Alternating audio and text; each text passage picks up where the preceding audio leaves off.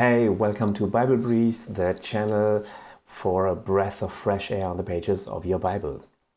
We have looked at plot and character in biblical narrative, and we will now start looking at setting. Setting is another really important element that helps us get a clue about the meaning of a text or a passage.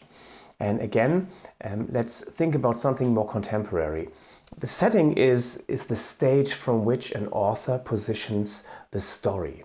It frames and it orients us to the when and where of the story. We have that again in movies. When you see, it even happens when you just see a movie poster. Is it a Western poster? Is it more a romantic comedy poster? It already gives you a setting and a frame. Is it a law court, a law case? And this positioning of the story is really important. Think about the opening shot of a movie or the opening scene. Opening scenes in movies are usually very important, and people invest quite a bit of time to think about how do they want to start it. What should be the first thing that you see? And each item that you see on screen usually has been placed there for a purpose. Nothing you see on camera is there by accident. If it is, fans will usually figure that out, and then they will post something and say, whoa. And again, this is really important, because if you think the Bible is video camera footage, then you need to figure out, well, what that I see in this scene is important and what is not. But if you notice that all of it has been placed there, lots of things are not there that we want to know about, but some things are there and we wonder, well, why is that there? Why is there a shotgun leaning against the wall in the background? Well, it will probably be used later in the movie, or it will play a vital role or something like this. And this is, again, very important in the Bible. And so are a whole number of settings. Let's look at them and then come back. In every story you've ever heard, the action took place somewhere, and that place is called the setting. And since we've been learning how to read biblical narratives, let's talk about how settings work in the Bible. So, settings are a crucially important tool in the hands of the biblical authors. Really? Yeah, think of it this way. When you start a story, everything is new.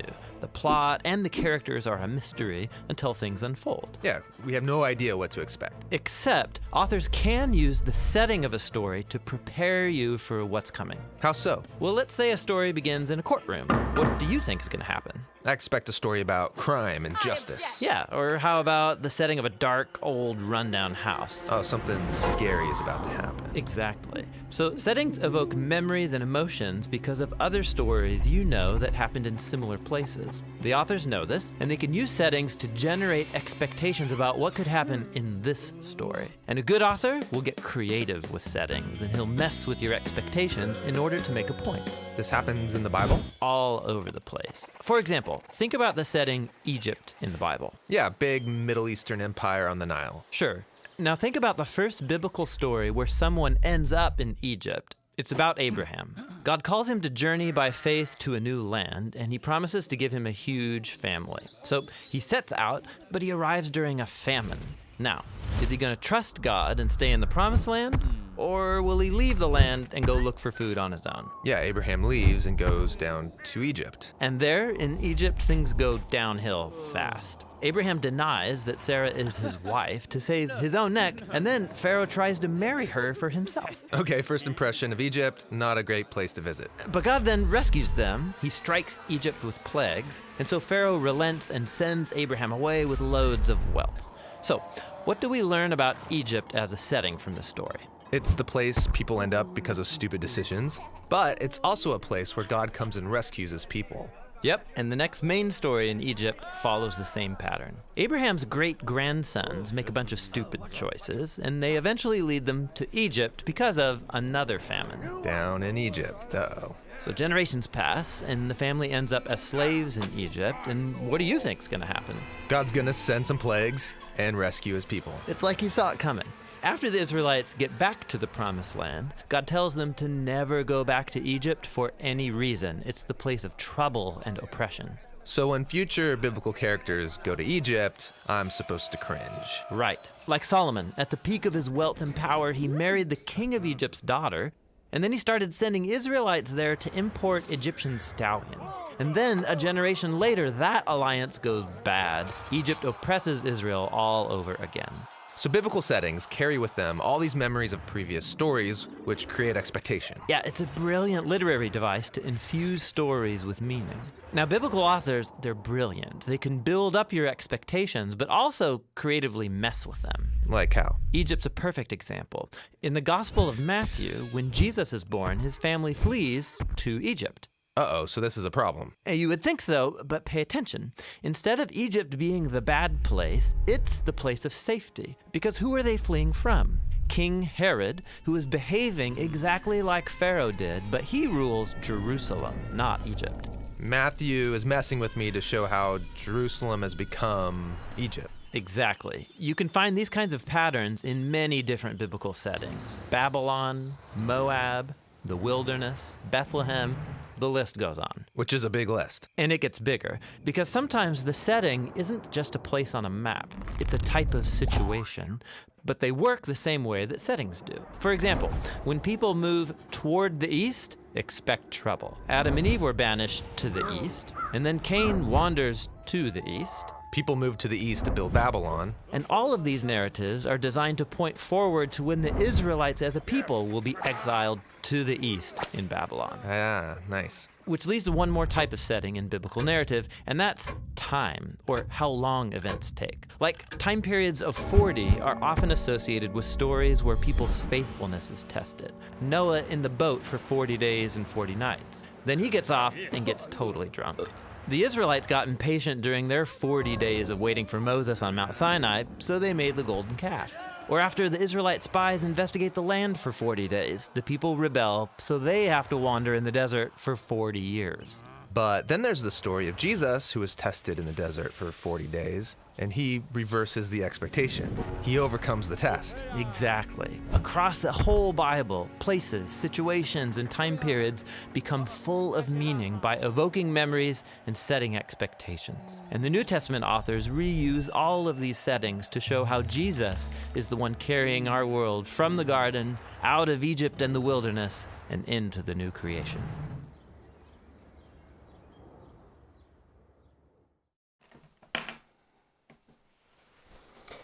Okay, so you can see that settings play a very, very important role. Now often, because we are not so familiar with the ancient geography, for example, many things just slip our attention, or we never considered them to be significant or meaningful. So when somebody moves in the Bible to a certain location, it is not just a GPS location. It's not just a place where some things happened and it's not important. But these places contain meaning. Often a very stereotypical atmosphere. Like in the video, they talked about this rundown house and you're like, ooh, this is not good, you know. Today we have the same thing. Places they are connected to certain expectations or feelings. For example, think of Las Vegas. If I say that, that is not just, well, that's somewhere, but with Las Vegas you associate gambling and all of the stuff and lights. If I say Hollywood, again, something else, that's movie star glitz. If I might say Washington, D.C., then you think of power politics. Or if I say Langley, Virginia, maybe you think about CIA and spy stuff.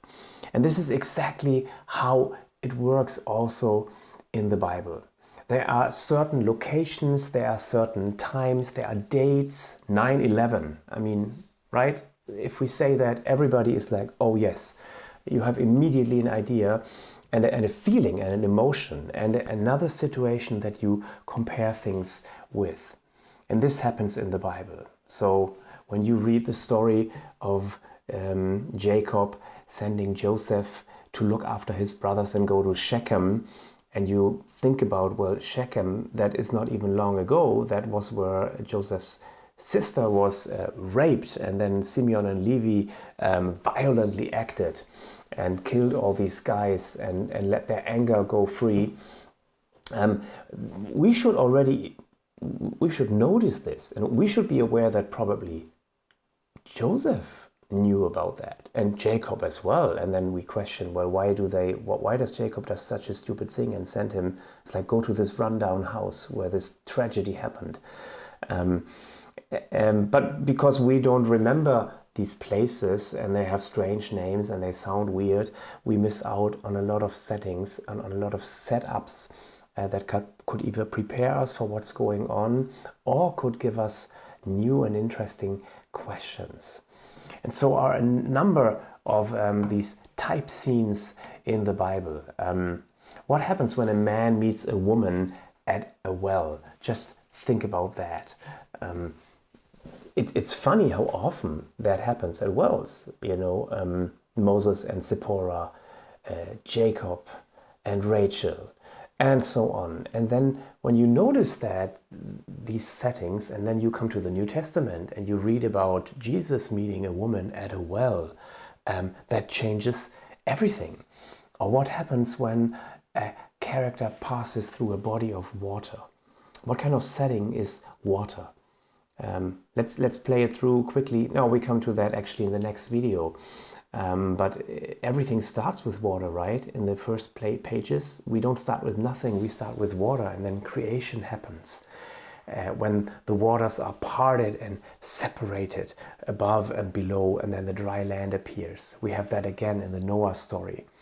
And then we see how the waters are separated again, but this time not above and below, but to the right and to the left. In the Exodus story, and the dry land appears, and people can go through, and a new nation is born and sings a song about how they are planted in the garden of the Lord. And Joshua goes through the waters to enter a new and promised land where they should live a new life. And this image gets used by the prophets and so on. So when we come to the New Testament and we think about the meaning of baptism, why do people go through the waters? Why is that a symbol? Then we don't need to start with Paul and Romans or read the church fathers about what is the meaning of baptism, but we need to connect these things with the old narratives, and then we understand the deeper meaning of why things happened. So settings are really, really important, and you can think of other locations: Sodom, the desert, Moab, all of this. And then you can combine characters: Ruth in Moab, John the Baptist in the wilderness, in the desert.